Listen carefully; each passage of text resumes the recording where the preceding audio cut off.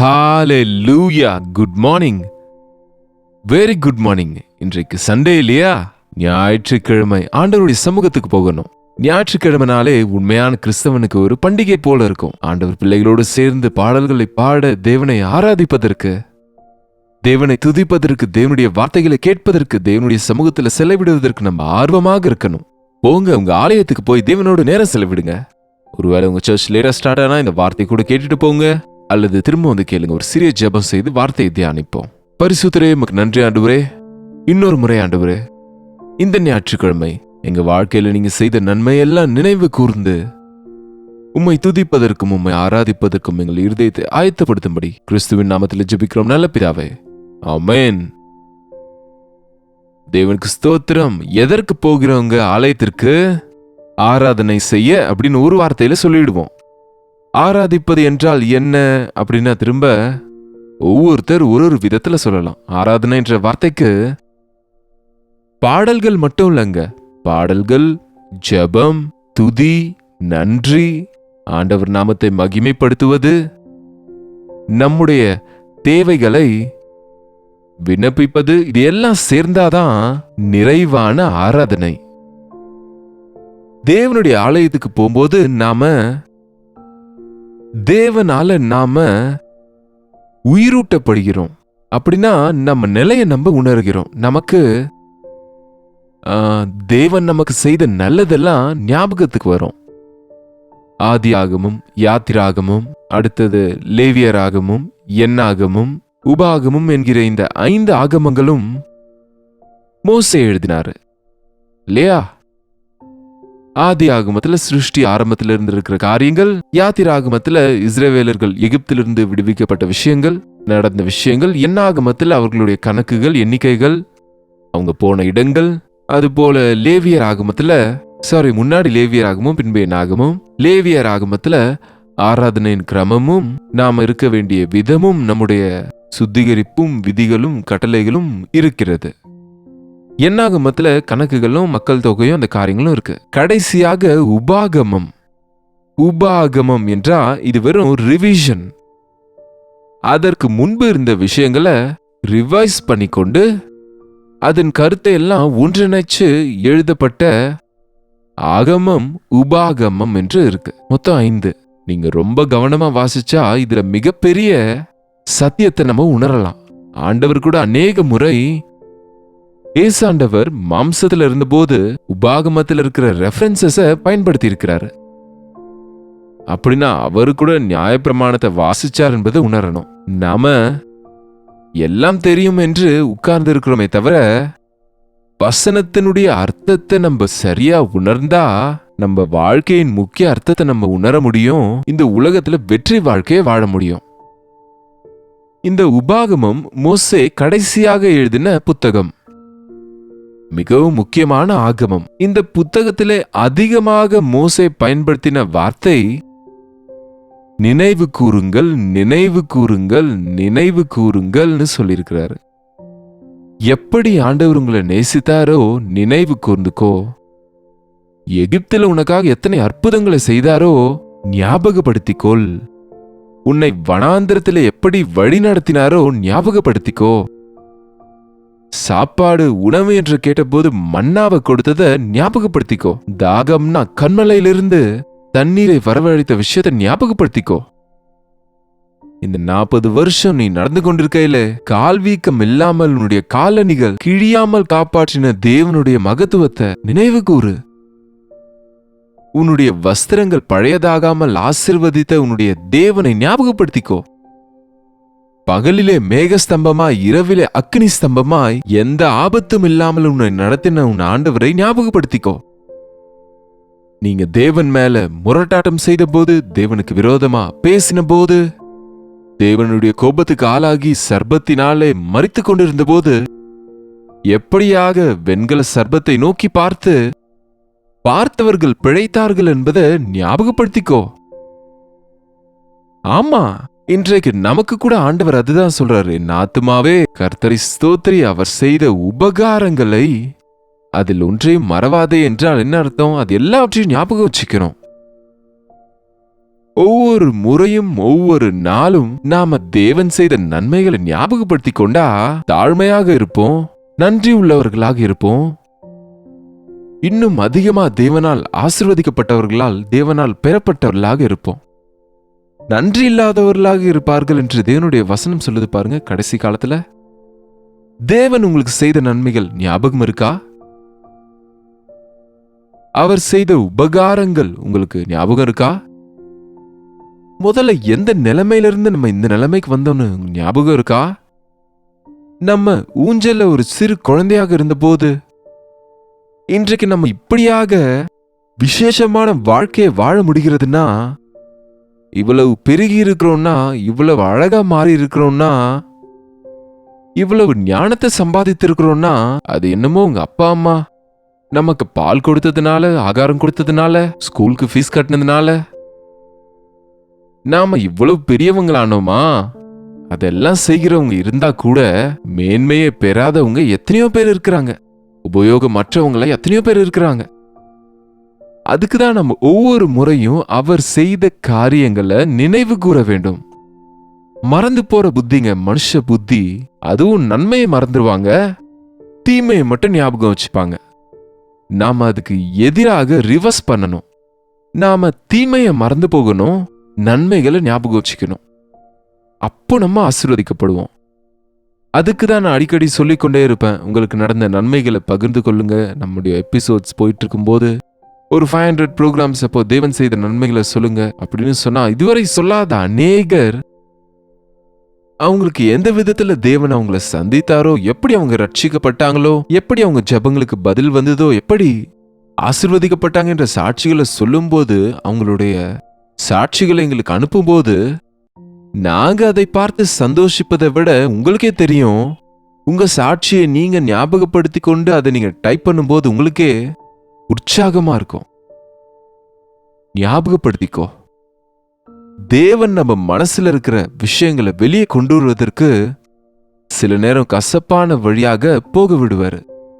வேதத்தை திருப்புங்க, உபாகமம் 8ஆம் அதிகாரம். ஒரு முறை நம்ம வாசிப்போம் 2ஆம் வசனம். உன் தேவனாகிய கர்த்தர் உன்னை சிறுமைப்படுத்தும்படிக்கும் தம்முடைய கட்டளைகளை நீ கைக்கொள்ளுவாயோ கைக்கொள்ள மாட்டாயோ என்று அவர் உன்னை சோதித்து உன் இருதயத்தில் உள்ளதை நீ அறியும்படிக்கும் உன்னை இந்த 40 வருஷம் அளவு மனாந்திரத்திலே நடத்தி வந்த எல்லா வழியையும் நினைப்பாயாக. இந்த 40 வருஷங்கள் உன் வாழ்க்கையில தேவன் உன்னை நடத்தி வந்த வழிகளை நீ ஞாபகப்படுத்திக்கோ. யாருக்காவது இன்றைக்கு பிறந்த நாளாக இருந்தா, பர்த்டேவா இருந்தா, இது 40th பர்த்டேவாக இருந்தா தேவன் உங்களோட ஸ்பெஷலா இன்றைக்கு பேசுறாரு. ஆமாங்க, நாம பிறந்த நாள் அன்றைக்கும் ஏதோ செலிப்ரேட் பண்ணி கொள்றதல்ல, தேவன் செய்த நன்மைகளை ஞாபகப்படுத்திக் கொள்ளுகிறோம். தேவன் எவ்வளவு உண்மையா இருந்தார் என்பதை ஞாபகப்படுத்திக்கிறோம்.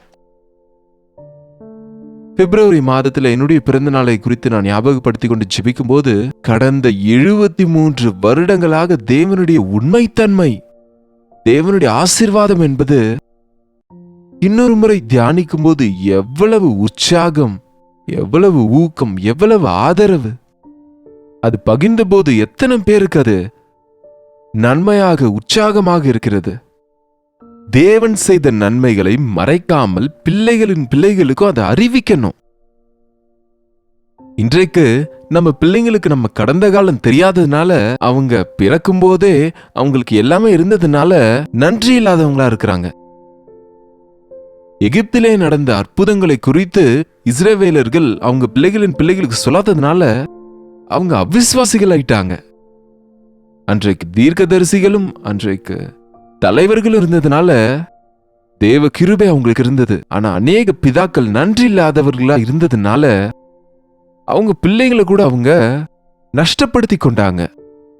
நாம் அப்படி இல்லை. தேவன் நமக்கு செய்த நன்மைகளை நம் பிள்ளைகளின் பிள்ளைகளுக்கும் சொல்லணும். இந்த பாரத தேசத்தை குறித்து கூட அநேகருக்கு தெரியாதுங்க. யார் இஷ்டம் போல வியாக்கியானங்களை செய்றாங்க. சுதந்திரம் வந்த நேரத்துல பாரத தேசம் எப்படிப்பட்ட நிலையில இருந்தது, எப்போது எப்படி இருந்ததுன்னு பார்த்தா எங்கேயோ இருந்தோம் நாம. இதற்கு காரணம் ஒரு நபர் அல்ல, ஒரு ஆட்சி இல்ல. அன்றையிலிருந்து இன்றைக்கு வரைக்கும் ஆட்சி செய்த எல்லாருக்கும் அந்த கிரெடிட் போகும்ல. எத்தனை கஷ்டங்கள்ல இருந்து இந்த தேசம் வெளியே வந்ததோ, எத்தனை போராட்டங்கள் யுத்தங்கள்ல இருந்து வெளியே வந்ததோ, எந்த நிலைமையிலிருந்து எவ்வளவு உயர்ந்திருக்கோ என்பது அந்த தலைமுறையினர் நமக்கு சொல்லணும். 100 வயசு இருக்கிறவங்கள போய் நீங்க கேட்டு பாருங்க, 90 வயசு இருக்கிறவங்க கிட்ட போய் நீங்க கேட்டு பாருங்க. என் வாழ்க்கையில எனக்கே எத்தனையோ ஞாபகம் இருக்கு. 1952ஆம் வருஷம் நான் பிறந்த வருஷம் அது. கிட்டத்தட்ட ஒரு 5 வருடங்களுக்கு முன்புதான் 48ல நம்முடைய தேசத்துக்கு, இந்தியாவுக்கு சுதந்திரம் வந்தது. சுதந்திரம் வந்த ஒரு 4 வருஷம் 5 வருஷத்திலேயே நான் வளர்ந்தேன். நான் சின்ன வயசுல வளரும்போது இருந்த சூழ்நிலைக்கும் இன்றைக்கும் நம்ம தேசத்துல இருக்க சூழ்நிலைக்கும் எவ்வளவோ வித்தியாசம். நம்ம குடும்பங்கள்ல எவ்வளவோ வித்தியாசங்கள் இருக்கு. நம்ம பிள்ளைகளும் எவ்வளவோ ஆசீர்வதிக்கப்பட்டிருக்கிறாங்க. ஞாபகப்படுத்திக் கொள்ளுவோம், எந்த குழியிலிருந்து நாம தூக்கப்பட்டோமோ, எந்த கல்லிலிருந்து நாம செதுக்கப்பட்டோமோ எப்பவும் ஞாபகம் வச்சுக்கணும். தேவன் உன்னை நடத்தி வந்த எல்லா வழிகளையும் ஞாபகம் வச்சுக்கோ. 40 வருஷத்துல எத்தனை லேண்ட்மார்க்ஸ் இருக்கு உனக்கு, எத்தனை முக்கியமான கட்டங்கள் இருக்கிறது. நீ உயர்த்தப்பட்ட விஷயங்கள், நீங்க ஆபத்துகளிலிருந்து காக்கப்பட்ட விஷயங்கள், எவ்வளவு பயங்கரமான ஆக்சிடென்ட்ஸ்ல இருந்து காப்பாற்றப்பட்ட விஷயங்கள், சாட்சிகள், எத்தனை ஆபரேஷன்ஸ்ல இருந்து, எத்தனை பலவீனங்கள்ல இருந்து நீங்க சுகப்பட்டு இன்றைக்கும் உயிரோட இருக்கிறீங்க என்ற விஷயத்த நீங்க ஞாபகப்படுத்தி கொண்டா, தேவனே நான் என்னவா இருக்கிறேனோ அது உம்முடைய கிருபை மட்டுமே என்று சொல்ல முடியுங்க.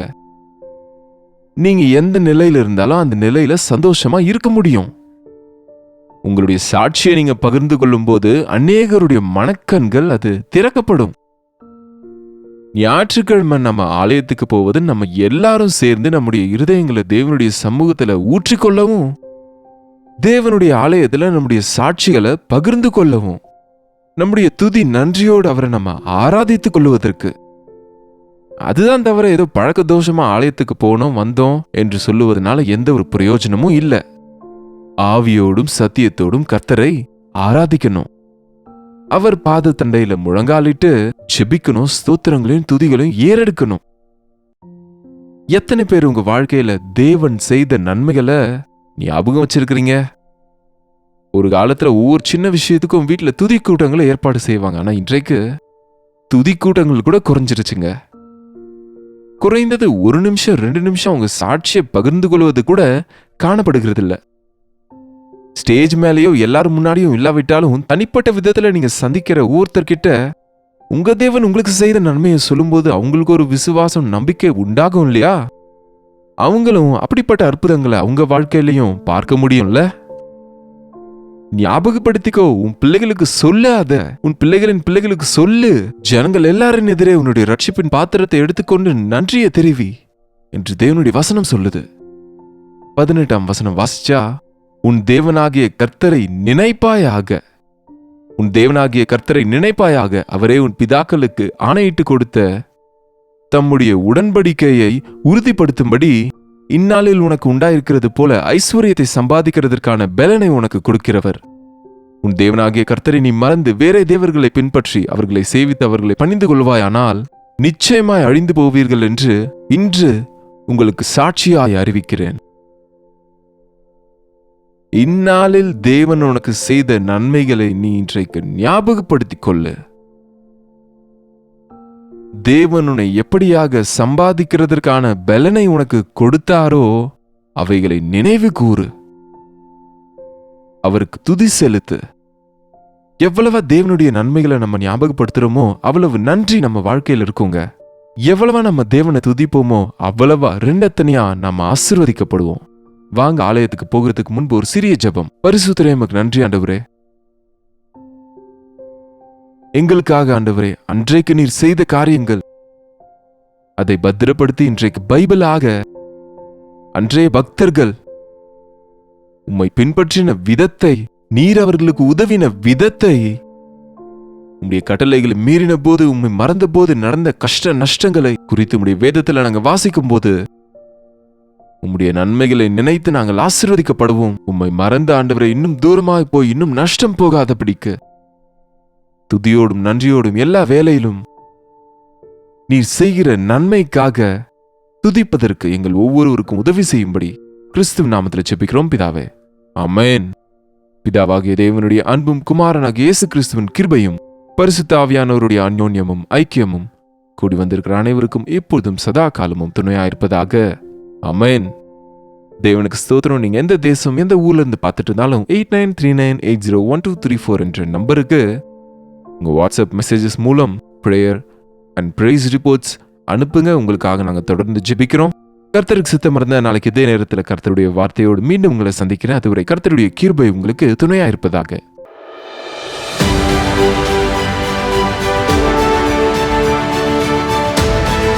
ஹalleluya. புனே மற்றும் புனே சுற்றி இருப்பவர்களுக்கு ஒரு நற்செய்தி. வருகின்ற மார்ச் 27ஆம் தேதி புனேவில் உள்ள YMCA international home and activity சென்டரில் ஒரு நாள் கூடுகையை கெட் டுகெதரை ஏற்பாடு செய்கிறோம்.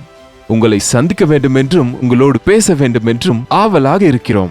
மாலை 5 மணி முதல் இரவு 9 மணி வரை நடக்கவிருக்கும் இந்த ஒரு நாள் கூடுகையில் கலந்து கொள்ளுங்கள். நீங்கள் மட்டுமல்ல, உங்கள் நண்பர்களையும் உறவினர்களையும் அழைத்துக் கொண்டு வந்து தேவ ஆசீர்வாதத்தை பெற்றிடுங்கள். மேலும் விவரங்களுக்கு கீழ்காணும் எண்களுக்கு தொடர்பு கொள்ளுங்கள்.